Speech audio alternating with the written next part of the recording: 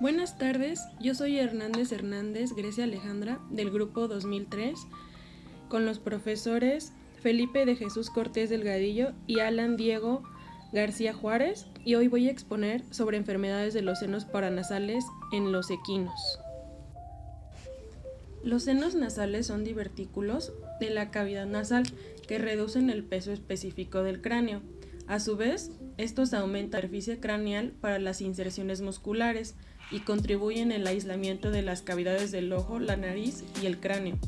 El caballo tiene 6 pares, entre los que se encuentran los senos maxilares, frontales, esfenopalatinos y los senos de los cornetes ventrales, dorsales y medios, que en este caso son la concha ventral, concha dorsal y media.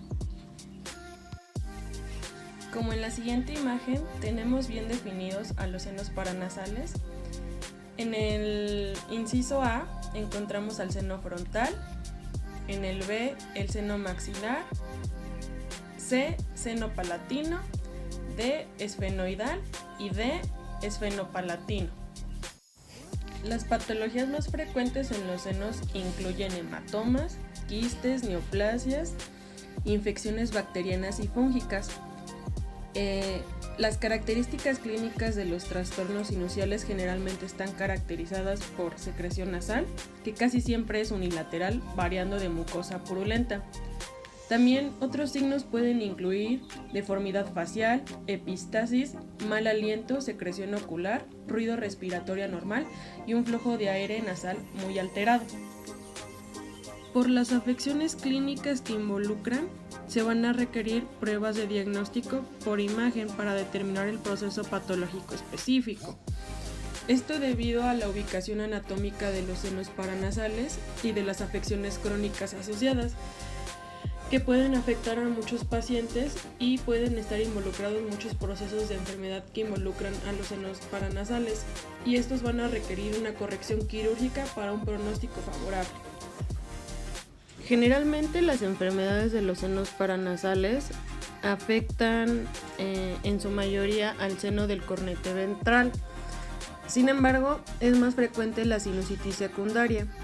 Y la sinusitis secundaria es una infección de los senos paranasales como resultado de una causa primaria, como podría ser una infección de la raíz del diente, una fractura ósea o un quiste en el seno paranasal. De patogenia, tenemos que la inflamación es una enfermedad poco común que puede ser causada, como ya mencionamos, por infecciones primarias, que pueden ser bacterianas o micóticas, o alguna enfermedad dental, un trauma facial o un quiste en el seno. De igual manera puede estar relacionado con un hematoma etmoidal progresivo o algún tumor sinusal. Los microorganismos aislados con mayor frecuencia son Zoepidermicus y Streptococcus equi. También cabe mencionar que la sinusitis generalmente es unilateral y este se llega a dar más en el tracto respiratorio superior.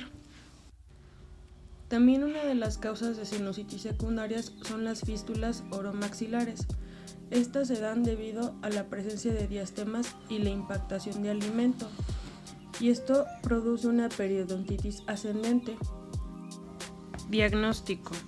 Para establecer un diagnóstico de sinusitis no es complicado, pero establecer su causa sí lo llega a ser.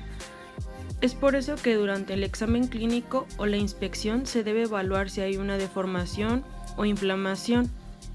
Se puede realizar la percusión de las paredes óseas de los senos, la cual cuando la enfermedad está avanzada y estos tienen contenido, el sonido pasa a ser de un sonido claro a ser un sonido mate. También debe evaluarse si hay una obstrucción del flujo de aire o ruidos respiratorios anormales. La permeabilidad del conducto nasolagrimal se evalúa aplicando suero fisiológico a través de un catéter insertado en el extremo nasal y observando su salida por el extremo ocular del mismo.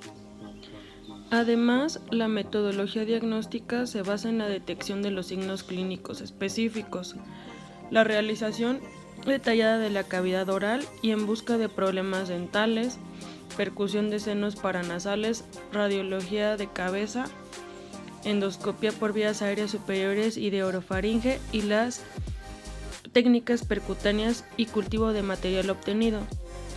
En el examen de endoscopio se revela un exudado purulento drenado a través del orificio nasomaxilar, a menos que el conducto esté obstruido.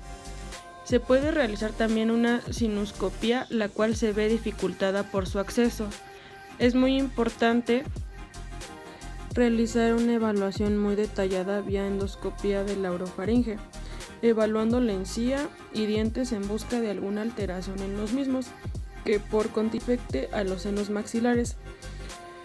Este es un recurso muy valioso para determinar si hay alguna infección, realizando un cultivo para aislar el microorganismo causal. Artresia de las coanas y alteraciones del desarrollo. Entre las más importantes son 3, que son las lesiones congénitas de la cavidad nasal, desviación longitudinal y artresia coanal bilateral. La primera no es tan habitual, es una de las más observadas en cuanto al engrosamiento o desviación congénita del tabique nasal. La segunda, que es la desviación longitudinal, es otra malformación congénita, conocida como nariz torcida, en el que todo el esqueleto facial y rostral se encontrará desviado. Y la tercera es una malformación congénita que involucra la falta de la perforación de la membrana buconasal, que esta puede ser uni y bilateral. Esta última da como resultado una obstrucción respiratoria completa, requiriendo una traqueostomía de manera inmediata. Enfermedades de causas físicas. Entre ellas se tiene pliegues alares excesivos. Este incrementa la resistencia en las vías aéreas superiores con hollares chicos o estrechamiento nasal. Para confirmar pliegues alares flácidos o excesivos se puede colocar los puntos en U de una manera horizontal a través de los pliegues para atenuar la luz del divertículo nasal. En los equinos con pliegues excesivos, este procedimiento eliminará el ruido respiratorio. En cuanto al tratamiento, consiste en la resección bilateral realizando una incisión de la piel de los hollares externos, conocida como rinotomía. Luego se efectuará una segunda incisión caudalmente desde nivel medial de los pliegues hasta encontrarse con la incisión previa. Para esto es necesario utilizar, o de preferencia utilizar, material absorbible para eliminar la necesidad de tener que hacer extracción de los puntos e incomodar al paciente. Trauma facial. El traumatismo facial puede dañar el tabique nasal y causar fracturas de los huesos faciales. En raras circunstancias se va a formar un callo óseo o un tejido fibroso que al momento de formar cicatrización va a causar una obstrucción respiratoria.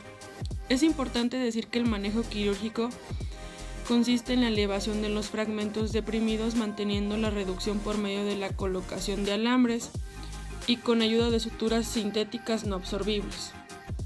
Enfermedades inflamatorias, infecciosas e inmunológicas. La primera es sinusitis bacteriana. Esta está involucrada más al seno maxilar y suele ser una sinusitis secundaria a una enfermedad dental. Bueno, eso es lo que se ha reportado en el 50% de los casos informados. Y también gracias a Streptococcus equi y por virus de la influenza equina. Los signos clínicos incluyen descargas nasales, unilateral, matidez a la percusión, dolor en la zona del seno afectado, deformación facial y en algunas ocasiones descarga ocular. La sinusitis bacteriana se puede acompañar por una linfoadenopatía mandibular y el diagnóstico se realiza por radiografía y por síntesis percutánea del seno.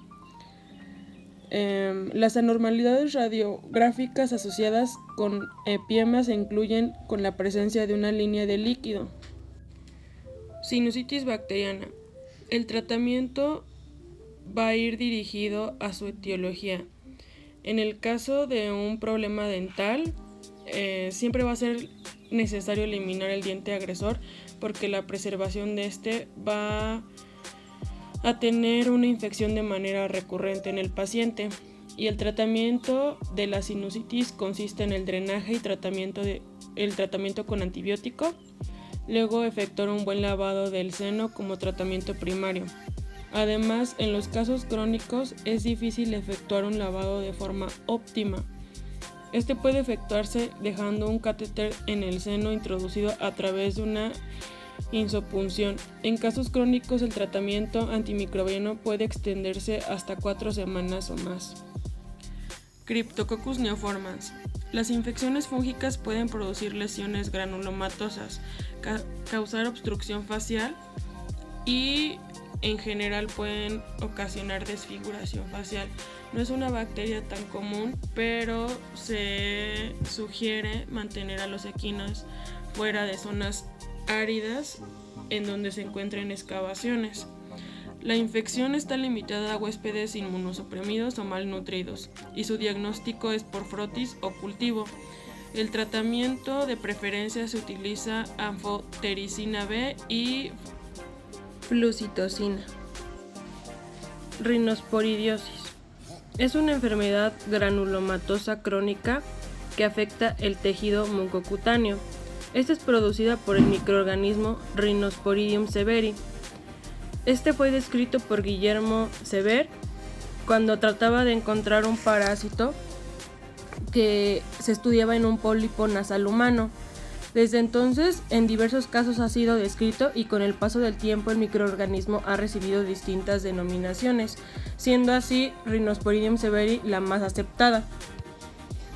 Inicialmente se le consideró un protozoario, aunque después también se conoció como un hongo, un alga o una cianobacteria procariótica. La enfermedad afecta predominantemente la mucosa de la nasofaringe y la conjuntiva ocular, aunque también compromete la laringe, paladar blando, saco lagrimal y también produce lesiones en porción rostral y ventral de la cavidad y tabique nasal. Como tratamiento, el más efectivo para esta condición es la extirpación quirúrgica de la lesión con electrocoagulación y administración de antibiótico. Coccidioidomicosis o coccidioidesimitis es causada por hongos dimórficos transmitidos por el suelo. Los más comunes son Imitis y Posadaceae. Estas difieren en algunas características como la tolerancia al calor y la sal. Sin embargo, no se ha observado diferencias en la patogenicidad. Los coccidioides se encuentran en el hemisferio oeste y son endémicos del suroeste de Estados Unidos, que incluye Arizona, partes de Nuevo México, Texas y California. La vía de infección es respiratoria por inhalación de antraconidios en un 98%, aunque existen casos cutáneos primarios que penetran a través de traumatismos. La fuente de infección se encuentra en el suelo o en el aire de las áreas endémicas cuyo clima es árido o semiárido.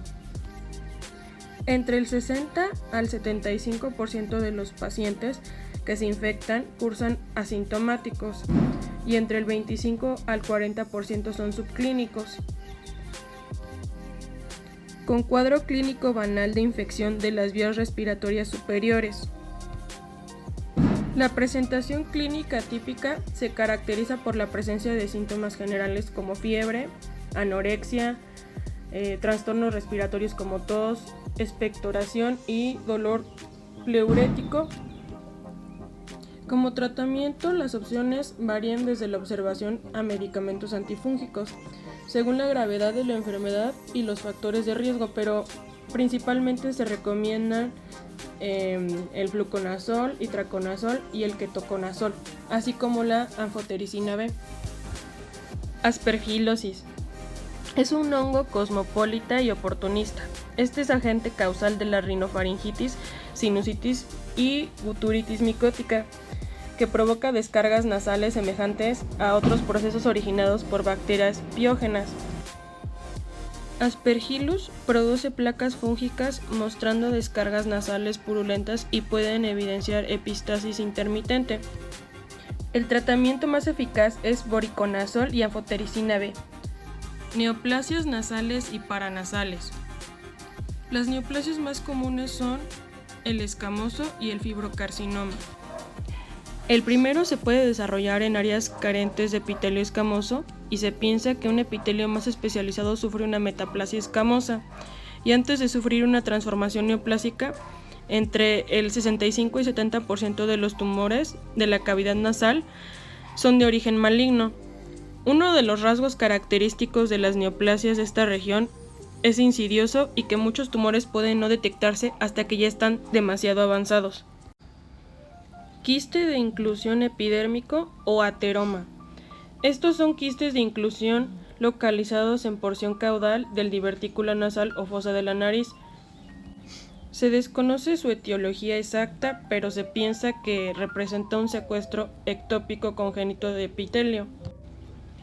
Estos son fáciles de identificar mediante la palpación. Para facilitar la prueba se puede punzar a través del divertículo nasal. Quiste folicular. Estas son anomalías congénitas que posiblemente son de origen dental. Entre los signos clínicos no aparecen hasta la edad adulta y un punto de referencia es la deformación facial, producida por el agrandamiento del quiste. Para esto se obtiene un líquido denso por medio de la centesis percutánea y como tratamiento se consta de un drenaje de contenido y administración de antibióticos. Hematoma etmoidal. El hematoma etmoidal es una afección de las vías aéreas. Se presenta con más frecuencia en áreas superiores del equino y se presenta como masas angiomatosas progresivas. Es de expansión progresiva invadiendo tanto la cavidad nasal como en algunas ocasiones los senos paranasales. La masa incluso puede progresar hasta los hollares o hacia la nasofaringe en animales viejos. Su presentación es más común en animales de edad avanzada, pero se ha documentado en algunos o pocos casos en animales jóvenes y puede ser más común en razas árabes. El diagnóstico en la mayoría de los casos es por medio de la endoscopía y como signos clínicos el principal es la epistasis crónica, la cual suele ser intermitente, uni o bilateral, pudiendo ocasionalmente presentar un exudado. La masa puede ser visible en la mayoría de los casos y puede notarse en los hollares un color rojo a negro. Pólipos nasales. Un pólipo nasofaringio es una masa de tejido rosáceo que crece en la parte posterior de la garganta. La inflamación del revestimiento de una de estas áreas provoca que el tejido se haga más grueso. En ocasiones la masa crecerá hasta convertirse en una neoplasia organizada, redonda u oval que cuelga hacia la vía respiratoria en la parte posterior de la cavidad nasal. La causa de los pólipos también es desconocida. El control posterior de los pacientes, junto con un adecuado diagnóstico, permite que en muchos pacientes se consiga una buena evolución. Como tratamiento, decimos que la endoscopía endonasal es un procedimiento muy efectivo. Se utiliza para corregir patologías nasales como sinusitis, desviación septal, pólipos y tumores de la nariz. Se realiza a través de la apertura de las fosas nasales sin incisiones y se introduce el instrumento de fibra óptica que es el endoscopio. Por mi parte sería todo. Gracias por su tiempo.